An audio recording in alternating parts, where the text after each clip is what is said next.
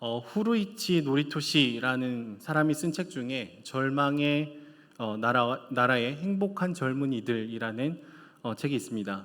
그러니까 나라는 절망적인데 젊은이들은 행복하다라는 것은 자칫 모순처럼 들립니다. 보통 절망적인 나라의 젊은이들은 절망을 하기 나름이기 때문이죠. 그렇다면 과연 이 절망의 나라의 젊은이들은 어떻게 행복하다라고 말을 할 수가 있을까요? 체념적 소비라는 개념이 있는데요. 소비를 하는데 그 소비에 체념이라는 감정이 묻어 있다라는 것입니다. 그러니까 아무리 내가 노력하고 노력해봐도 이 가난을 피할 수 없게 되다 보니까 에라 모르겠다. 그냥 지르자. 그냥 할부로 긁자. 그러면서 11번과의 접속을 해서 24개월 할부로 무엇인가를 이렇게 계속해서 긁는 것이죠. 그러니까 어차피 참고 견뎌봤자 미래의 소망이 없으니까 그냥 오늘 먹고 즐기자, 누리자 라고 생각을 하게 되는 것입니다. 그래서 이 책에서는요, 미래에 대해서 너무나 크게 절망한 청년들이 미래를 위해서 오늘을 인내하는 삶, 그런 삶의 방식을 거절하고 오늘만을 걸어가는 삶의 방식으로 살기로 했다, 그런 평가를 내리고 있습니다. 그러니까 일본의 버블 경제가 이렇게 붕괴된 후에 오랜 기간 불황 속에서 이렇게 살아가게 됐죠. 그러면서 내일의 희망을 포기하고 나는 오늘만 산다, 그런 느낌이 꽤나 많은 청년들에게 흘러가고 있었다라는 거예요. 그런 의미에서 절망의 나라이지만 행복한 젊은이들이 있다라고 얘기를 하는 것이죠. 사실 행복하다라고 얘기를 하지만 전혀 행복하지 않습니다. 이들이 말하는 행복에는 포기와 체념이 전제가 되어 있기 때문에 그렇습니다. 청년들이 더 이상 꿈을 꾸지 않고요, 미래를 위해서 오늘을 인내하거나 오래 참는 일들은 사치스러운 일들로 여겨지게 되었습니다. 그리고 사고 싶은 게 있으면은 그냥 사버리고 이것을 플렉스한다, 이렇게 표현을 하기도 하는 것 같아요. 더 이상 대기업에 들어가려고 아둥바둥 노력을 하지 않습니다. 그냥 동네에 있는 세븐일레븐에 가서 그 편의점에서 아르바이트를 몇 시간을 하면 한 달 벌어서 사는 것에는 문제가 없기 때문에 그저 그런 삶을 살기로 결단을 합니다. 20대 초반부터. 그래서 일찍 퇴근을 해서요, 내가 좋아하는 비디오 게임을 해요. 그리고 그 퀘스트를 하나씩 둘씩 깨면서 행복하다, 행복해, 이렇게 얘기를 하는 것이죠. 몇 년 전에 한국에서 굉장히 유행했던 말 중에 소확행이라는 게 있습니다. 아시는 분은 네, 그 뜻을 아실 텐데 모르시는 분도 있을 것 같고, 소소하지만 확실한 행복이라는 뜻이죠. 이 말은요, 커다란 행복은 불확실하기 때문에 그냥 소소하지만 확실한 행복에서 만족을 찾는 것에서 출발했다라고 저희가 볼 수가 있을 것 같습니다. 이런 사람들을 일본에서는 사토리 세대다라고 얘기를 하는데요. 사토리라는 뜻은 갑자기 깨닫다라는 뜻을 가지고 있어요. 그러니까 미래를 위해서 내가 아둥바둥 사는 삶이 별로 의미가 없다는 것을 내가 갑자기 번뜩 깨달았다라는 것이죠. 그래서 오늘만 삽니다. 내일 염려는 그냥 내일 하는 것이죠. 하지만 이런 삶의 방식은요, 그냥 일본의 일에 해당하는 것이 아니라 한국 사회를 살아가는 청년들에게도 비슷한 일들이 일어나고 있습니다. 최근에 이렇게 신방을 다녀보면은 집을 못 사신 분들의 그 한탄을 느낄 때가 있어요. 전세로 들어가서 집을 살까 말까 고민하는 사이에 남양에 있는 집값도 굉장히 많이 올랐더라, 이렇게 얘기를 합니다.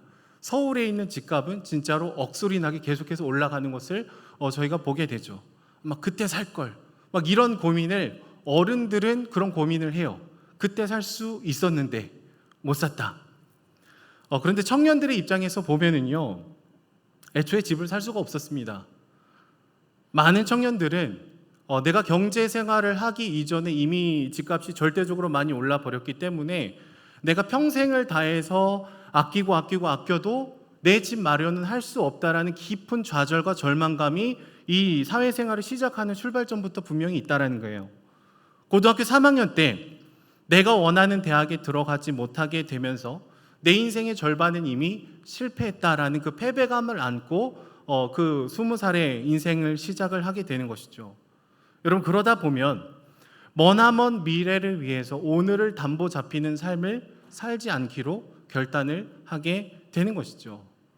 어차피 미래가 불확실하니까, 불안하니까, 행복을 이루지 못할 것 같으니까 지금 내가 즐길 수 있는 것들에 집중을 하게 되더라라는 거예요. 그래서 최근에 20대 초반의 아이들을 보면은요, 빚을 내면서 외제차를 사는 일들을 굉장히 많이 봅니다. 어른들도 쉽게 탈 수 없는 차를 돈을 갚을 준비가 전혀 안 된 우리 청년들이 일단 지르고 봅니다. 그리고 페이스북이나 인스타그램을 보면은 외제차를 BMW를 금리 7.9%에 전액 할부로 샀다고 하면서 인증샷을 올려요. 어차피 아끼고 아껴도 아무 희망이 없으니까 체념적인 소비를 이어가는 것이죠. 어른들의 입장에서 청년들을 보게 되면은 절대로 이해가 되지 않습니다. 더 아껴야지, 더 노력해야지, 더 오래 참아야지. 근데 그들에게는 오래 참아도 별로 소망이 없다라는 거예요. 이와 반대로 어른 세대들은 어떨까요? 미래를 위해서 굉장히 열심히 달려오셨습니다. 우리 부모님 세대는 더 나은 삶을 위해서 오늘을 희생하면서 노력하고 또 노력을 했던 것 같아요. 열심히 노력하면 내 집 마련 정도는 어느 정도 가능했습니다. 평생 직장의 개념도 있었죠. 그래서 어른들을 보면은 가족을 위해서 굉장히 희생하고 헌신하고 이렇게 참아주는 그런 것들이 굉장히 많았던 세대입니다. 하지만 너무 먼 미래를 바라보다 보니까 자녀들과 함께하는 시간을 잘 못 보내신 경우들이 많습니다. 평생을 다해서 일했지만 은퇴하고 보니까 우리 아이들이 이미 다 커버린 겁니다. 뒤늦게 아버지가 다가가서 마음을 나누려고 했지만 회사 일이 그동안 늘 바빠서 우리 아이들이 그 청소년기 시절에 함께 마음을 나눌 수 있는 시간들이 그렇게 많지 않았던 것이죠. 이런 의미에서 보면은요, 어른들의 삶에는 미래는 있었지만 오늘은 잃어버렸다라고 평가를 해볼 수 있습니다. 또 누군가는 오늘을 살아가면서 여전히 과거의 메인 삶을 살아갈 수도 있죠. 그때 내가 좀 더 공부할 걸, 그때 부모님 말을 잘 들을 걸, 그때 이 남편을 만나지 말고 그때 그 오빠를 만날 걸, 막 이러면서 여러 가지 과거의 순간을 후회하고 살아갈 수도 있다는 것이죠. 여러분, 결국에는 우리가 살아가면서 시간을 어떻게 인식하고 살아가는지가 우리 삶의 방식에 굉장히 커다란 영향을 준다라는 거예요. 너무나 과도하게 미래에 집중을 하게 되면 오늘을 잃어버립니다. 오늘만 생각하면 우리가 대책 없이 살아가게 되죠. 과거에 너무 매여 있으면 늘 후회만 반복하는 인생을 살아가게 되더라라는 거예요. 제가 대학생활 때는 개인적으로 미래의 두려움에 사로잡혀서 오늘을 잃어버리는 삶을 살았습니다. 대학교 1학년이 되자마자 저는 대학생활을 누리지 않고 바로 사법고시반에 들어갔어요. 대학에 낭만이 가득한 그 캠퍼스에서 혼자 4학년 전공 수업을 들어갔습니다. 그러니까 최대한 빨리 법학 과목 35학점을 채워서 나는 이 학교를 안 다니고 사법고시를 보고 편입을 하고 신분을 세탁을 해야겠다. 그런 꿈을 갖고 1학년 때부터 4학년 전공을 찾아 들어갔습니다. 열등감을 극복하기 위해서 오늘을 버리고 미래에 집착을 했던 것이죠. 남들은 다 OT 가고 막 놀러 가고 MT 가고 그럴 때 저는 고시반에 앉아 있었어요. 변호사가 되지 못할 것을 미리 알았더라면 좀 더 놀 걸, 오늘을 즐길 걸, 그런 생각을 저희가 종종 할 때가 있는데요. 저의 대학 시절은 늘 미래를 두려워하고 열심히 살지 않으면 안 될 것 같은 그런 강박감 가운데 오늘을 잃어버리는 삶을 살고 있었던 것이죠. 하나님은 나를 있는 모습 그대로 바라봐 주시며 내가 너와 함께하고 있다고, 언제나 너의 손을 붙들겠다고 말씀해 주시지만 저는 세상이 말하는 시간의 그 타이밍에 제 마음을 빼앗겨 버린 것입니다. 여러분은 어떤 시간을 지금 살아가고 있습니까? 지나간 과거에 매여 있습니까? 아니면 미래가 주는 두려움에 끌려가고 있습니까? 아니면 에라 모르겠다, 그냥 오늘만 살아가고 있습니까? 여러분, 우리가 어떤 시간을 걸어가고 있는지를 우리는 잘 돌아보고 우리 발자국이 어떤 시간을 계속해서 걸어가고 있는지를 계속해서 돌아봐야 되는 것이죠. 하나님의 말씀은 우리가 인생을 살아갈 때 어떤 시간을 걸어가라고 얘기를 할까요? 첫 번째는 마지막 때를 준비해야 된다라고 얘기를 하세요. 두 번째는 오늘을 살아가야 된다라고 얘기를 하십니다. 하나님의 나라가 이미 시작되었고 아직 완성되지 않아서 우리의 손에 맡겨주셨다라는 것을 얘기해 주시죠. 특별히 예수님은 마태복음 말씀 가운데 열처녀의 비유를 얘기를 하시면서 우리의 인생은 마지막의 때를 기억하고 준비할 것에 대해서 굉장히 강조를 하십니다. 그러니까 늘 깨어 있어야 된다. 사람들이 잘 깨어 있지 못하다라는 것을 지적을 하시죠. 그러니까 여러분 그리스도인이라면 과거와 현재와 미래 그 어느 한 시점에 지나치게 함몰되어서 살아갈 수 있는 것이 아니라 하나님 나라의 그 완성을 소망하고 오늘 우리에게 맡겨진 그 일상을 최대한 살아가야 된다라는 것이죠. 이것을 이미와 아직 사이를 살아간다라고 얘기를 합니다. 하지만 솔직히 여러분 우리의 마음의 중심은 어떻습니까? 어느 날 갑자기 찾아오신다고 말씀하시는 종말을 우리는 부정하지는 않습니다. 그런데 종말에 그다지 큰 관심을 두고 살지도 않죠. 생각보다 굉장히 무관심합니다. 마치 마지막 날 그때가 오지 않을 것처럼 우리는 현실에 집중하면서 살아갈 때가 더 많더라라는 거예요. 분명히 예수님은 하나님의 나라가 이미 너희 안에 있다고, 시작이 되었다고, 아직 완성되지 않았지만 너희를 통해서 하나님의 나라와 그 통치를 회복해 갈 것이라고 얘기를 해 주셨음에도 불구하고 우리는 이 하나님의 나라의 개념에서 통치의 개념을 무시하고 장소적인 개념으로만 생각을 하는 거예요. 그러니까 죽기 직전까지는 갈 수 없는 나라, 하나님 나라.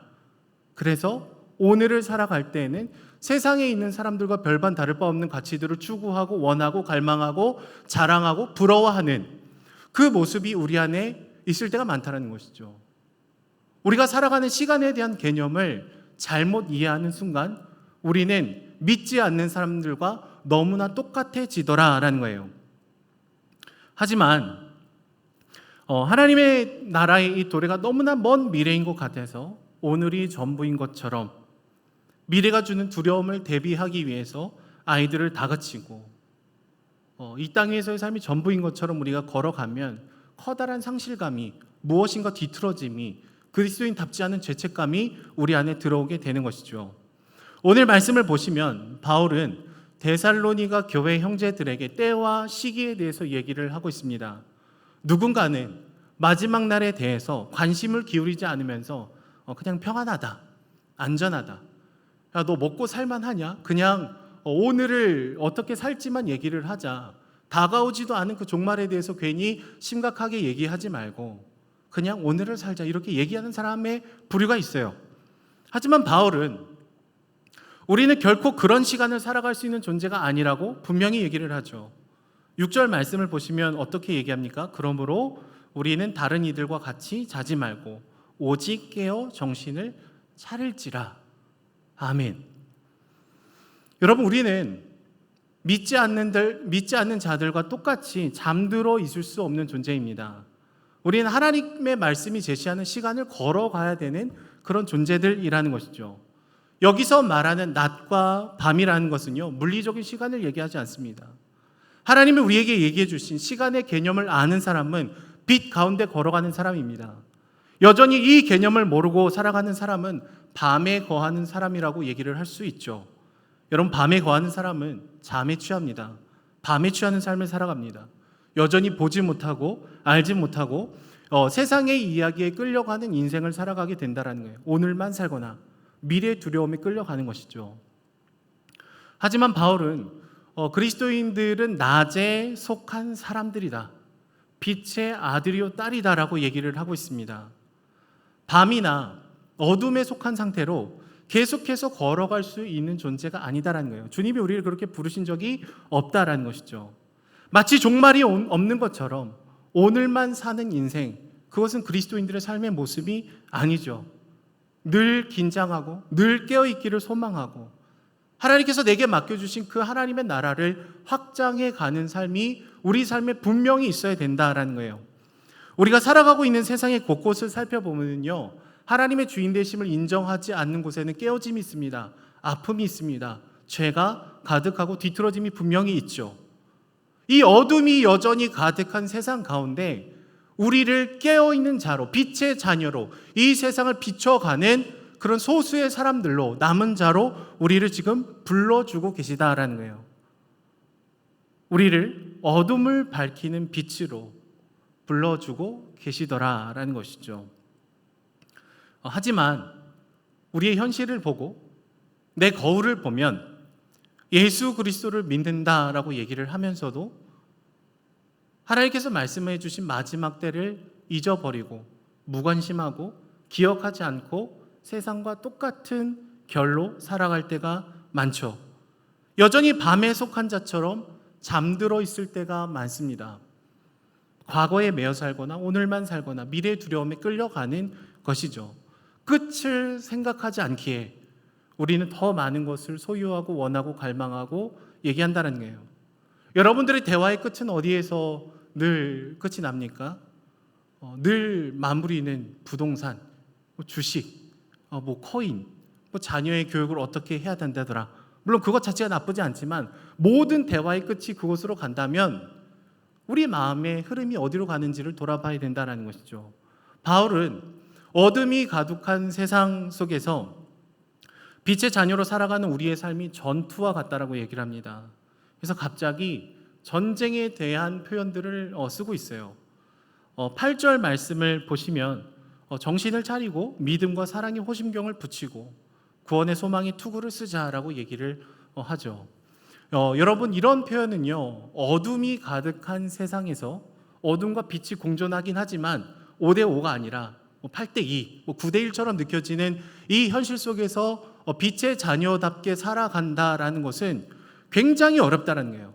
전쟁과 같이 치열하게 살아가지 않으면, 정신 차리지 않으면 우리도 어둠에 속한 자처럼 살아갈 가능성이 굉장히 높다라는 것입니다. 여러분, 이 길은 절대로 낭만적이지 않습니다. 마치 촛불이 불을 밝힐 때 자신의 촛대가 계속해서 녹아내려가면서 그 빛을 발하듯이 그리스도인의 빛은요, 자기 희생을 머금어야지만 그 빛을 발할 수가 있는 것이죠. 십자가 밑에는요, 예수님의 보혈이 흥건했습니다. 그리고 우리가 걸어가야 되는 그 길도 이런 희생과 헌신이 있어야 할 가능성이 굉장히 높다라는 거예요. 여러분, 지금 우리의 삶을 돌아보면 어떻습니까? 여러분은 어떤 시간을 걸어가고 있습니까? 어떤 삶의 방식이 우리 삶의 주된 방식입니까? 일주일에 한 번은 주님을 예배할 수 있지만 일주일의 대부분의 시간은 여전히 세상의 방식으로 오늘만 살 수도 있다라는 것이죠. 여러분, 만약에 우리가 빛의 자녀처럼 살아간다면 우리의 일상은 굉장히 고된 시간들의 연속일 것입니다. 때로는 지치고 힘들고 하나님의 은혜가 아니면 절대로 지속할 수 없는 좌절이 계속해서 반복되는 것이 정상입니다. 하나님, 너무 힘이 듭니다. 차라리 당신을 만나지 않았더라면 내 인생이 더 쉽고 간단했을 텐데, 나 한 사람이 성령이 거하시는 성전이 아니었더라면 전혀 다른 선택을 쉽게 내렸을 텐데, 이런 한탄한 순간들이 굉장히 많을 거예요. 특별히 우리는 영혼을 섬길 때마다 참으로 고통스럽다라는 것을 느끼게 되죠. 한 영혼을 섬긴다라는 것은 마치 100kg 정도 되는 굉장히 무거운 그 아령을 온몸으로 드러내는 것과 같습니다. 늘 무겁고 늘 어려워요. 우리가 섬기는 그 영혼들이 막 조금만 잘해줘도, 조금만 기도해도 막 감동하고 막 은혜 받고 막 저도 순장하겠습니다. 그러니까 그런 일이 잘 일어나지 않습니다. 섬기고 또 섬겨도 막 옆에 다락 순장님이랑 비교하고 막 판단하고, 저기 막 맛있는 거 사주던데 막 얘기하고, 기도하고 만나봐도 막 절대로 내 말을 듣지 않는 게 느껴질 수도 있죠. 그래서 정말로 예수님만 아니었더라면 내가 지금 당신한테 이런 말을 들을 필요가 있겠냐라는 그런 깊은 아픔이 우리 안에 느껴질 수밖에 없어요.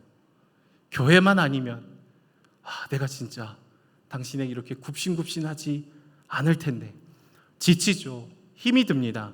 애초에 우리에게는 정말 한 명의 영혼도 온전히 사랑해낼 수 있는 사랑이 우리 안에 없기 때문에 그렇습니다. 하지만 하나님은 우리의 연약함을 아시기 때문에 우리를 홀로 두지 않으셨습니다. 우리를 공동체로 불러주셨어요.